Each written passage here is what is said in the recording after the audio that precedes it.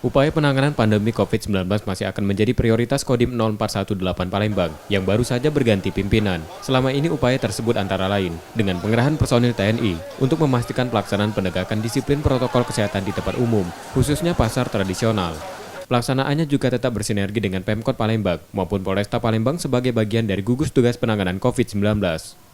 Pimpinan Kodim 0418 Palembang berganti dari Kolonel Armet Widodo Nur Cahyo kepada Kolonel Infantri Heni Setiono. Sebelumnya Heni sempat bertugas belasan tahun di Sulawesi Selatan.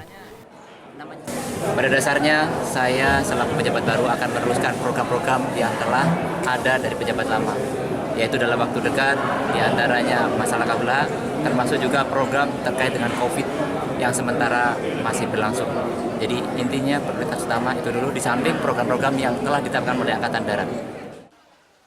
Kasus COVID-19 di Kota Palembang terus bertambah, sehingga status penularan kembali menjadi zona merah, setelah sebelumnya sempat berada di zona oranye usai PSBB tahap kedua.